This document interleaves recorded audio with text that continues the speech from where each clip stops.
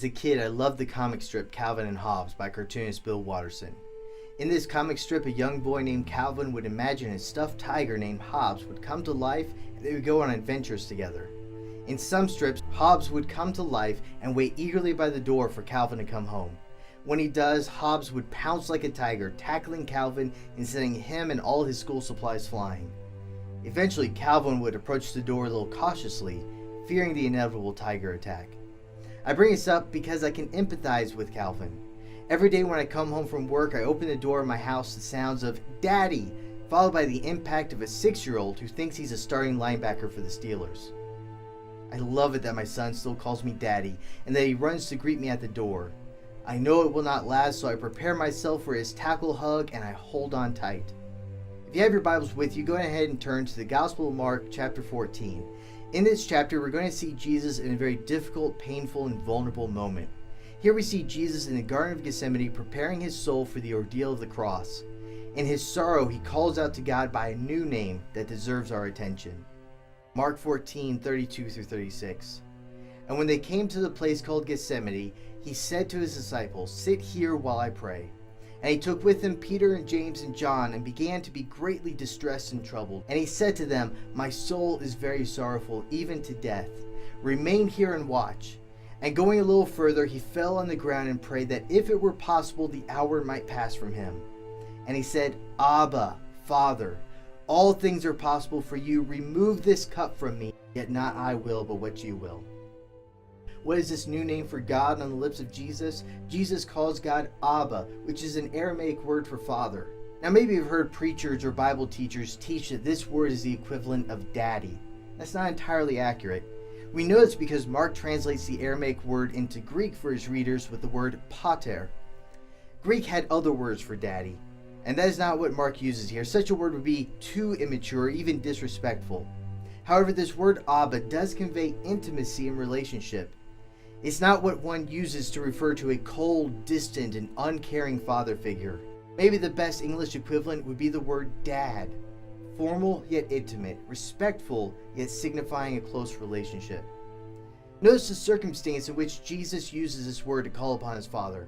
Granted, this was probably the common word that Jesus used to refer to God, but this was the only time any of the gospel writers take care to highlight the Aramaic word. Here in his darkest moment, Jesus calls upon his Father. He calls out to Dad. I want you to notice too the absolute trust Jesus had in his Father. Look again at Mark 14:36. And he said, "Abba, Father, all things are possible for you. Remove this cup from me, yet not what I will, but what you will." Jesus cries out to God the Father in complete trust and confidence in his power and his goodness, yet he trusted even if the Father says no to his prayer, he can still trust him. And indeed the Father does answer no, and for good reason. The cup Jesus prayed against was the cup of the crucifixion, the cup of suffering for the sins of humanity. Jesus had to die that we might live. Now turn your Bibles to Romans chapter 8. Romans 8 verses 12-17. "So then, brothers, we are debtors, not to the flesh, to live according to the flesh.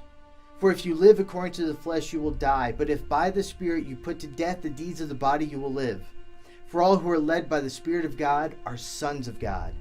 For you did not receive the spirit of slavery to fall back into fear, but you have received the spirit of adoption as sons, by whom we cry, Abba, Father. The Spirit himself bears witness with our spirit that we are children of God, and if children, then heirs, heirs of God and fellow heirs with Christ, provided we suffer with him, in order that we may also be glorified with him." Look at what Paul is saying here. He says that those who are led by the Spirit of God, in other words, those who have placed their faith in Jesus and who have accepted his sacrifice on their behalf, they are sons and daughters of God. The same close and intimate relationship that Jesus had with the Father, by which he could call him Abba, is ours. That means that like a child, we can run into the outstretched arms of God the Father. He is not far off and distant from us. He is not cold and aloof. He is not even angry and vengeful against us for all the wrong we've done. No, when God looks at you, he sees his son or his daughter. He sees his beloved children, and he's eagerly reaching out towards us to gather us in his arms. Now the question is this: God sees you as his child. Do you see him as your father? Like Jesus, do you call God Abba, Father, or Dad?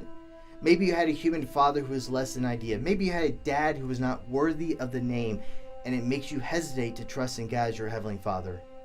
Or maybe you have simply bought into the lie that God is cold and uncaring or worse. Now it's time to turn things back over to your group leaders and ask you to seriously consider this question. Do you see God as your Father? And how would it change your life if you did?